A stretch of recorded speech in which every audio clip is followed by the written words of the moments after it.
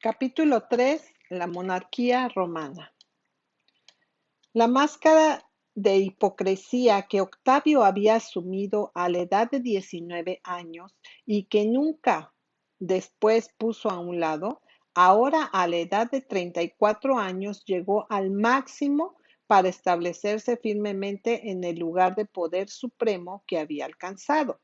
Teniendo ante él la importante elección del destino de César en el mismo puesto, cuando el Senado le otorgó los halagos, los títulos y las dignidades que antes había otorgado a César, pretendió arrojarlo todo de vuelta al Senado y a las personas, y obligó al Senado a pasar por el formulario de ser forzados absolutamente por él, porque él era consciente de que la humanidad estaba gobernada por nombres.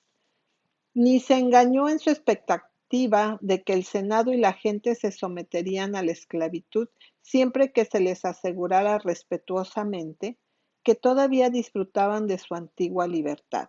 Por lo tanto, deseaba engañar al pueblo con una imagen de libertad civil y a los ejércitos con una imagen de gobierno civil. Gibbon. De esta manera, finalmente fusionó en sí mismo las prerrogativas de todos los funcionarios regulares de la tribuna del Estado: cónsul, príncipe del Senado, procónsul, emperador, censor, pontífice maximus, con todos los títulos y dignidades que le habían entregado el Senado como antes al César. En breve, él mismo se convirtió virtualmente en el Estado. Su voluntad era absoluta. Habiendo atraído así hacia sí las funciones del Senado y del magistrado y la elaboración de las leyes, en las que no fue frustrado por ningún hombre, el título de padre de su país significó mucho más que nunca antes. El Estado era el padre común del pueblo. El Estado ahora se fusionó en un hombre. Cuando ese hombre se convirtió en el padre de su país, también se convirtió en el padre del pueblo, y el sistema por el cual todos los ciudadanos compartidos en el gobierno siendo desechados, todos los hombres consideraban el orden del príncipe como la única regla de conducta y obediencia. Tácito. Tampoco era esto tan meramente en las cosas cívicas, lo era igualmente en los asuntos religiosos. De hecho, en el sistema romano no existía tal distinción conocida como civil y religiosa.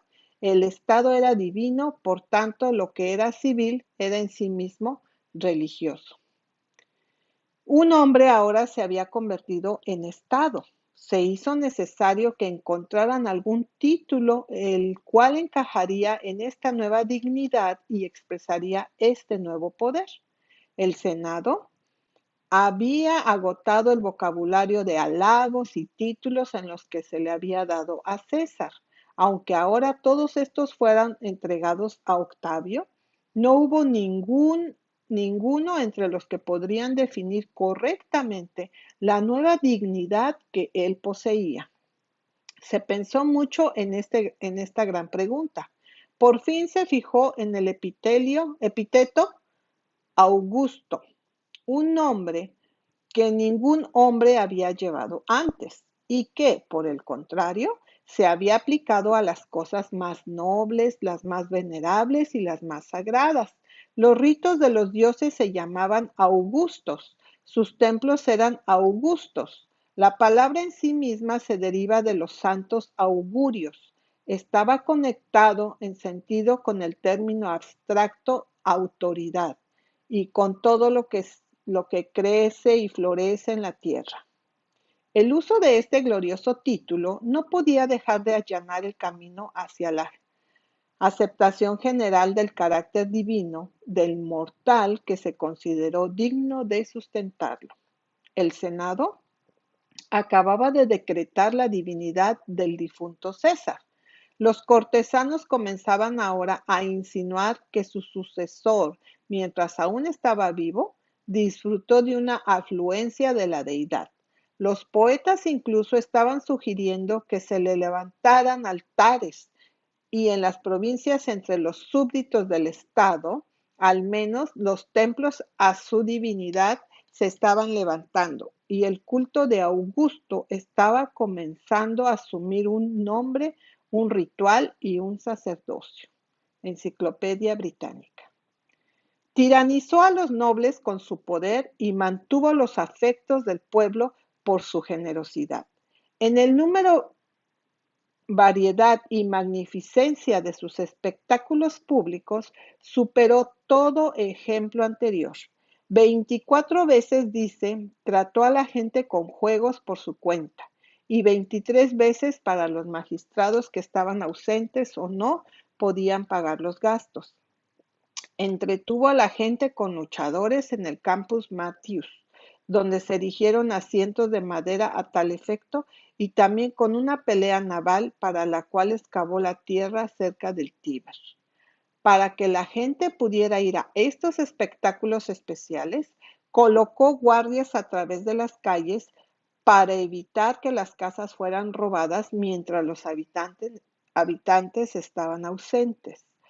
Mostró su generosidad a todas las filas del pueblo en diversas ocasiones. Además, al traer el tesoro perteneciente a los reyes de Egipto en la ciudad, en su triunfo alejandrino, hizo dinero tan abundante que los intereses cayeron y el precio de la tierra subió considerablemente.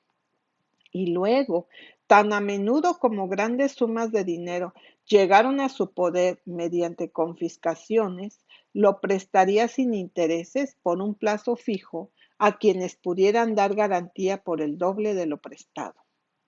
El patrimonio necesario para calificar a un senador en el antiguo estándar era de 8,000 sestercios. Ordenó para el futuro 1,200 y para aquellos que no tenían tanto, suplió la deficiencia. Él a menudo realizaba donaciones al pueblo, pero generalmente por sumas diferentes. A veces 400, a veces 300 o 250 sestercios, en cuyas ocasiones se extendió su recompensa incluso a los muchachos que antes no solían recibir nada, hasta que llegaban a los 11 años de edad. En una escasez de maíz, con frecuencia les dejaba tenerlo a un precio muy bajo o ninguno en absoluto y duplicaba el número de billetes de dinero. Suetonio. Se le ocurrió que debería abolir la distribución de cereales a expensas del Estado, ya que declaró que estaba produciendo un mal absoluto, retrasando el avance de la agricultura y cortando los tendones de la industria. Pero él tenía miedo de hacerlo, no fuera que alguien se aprovechara de la oportunidad y ascendiera al poder restaurándolo. Sus propias palabras eran estas: estaba muy inclinado a abolir para siempre la práctica que permitirle al pueblo maíz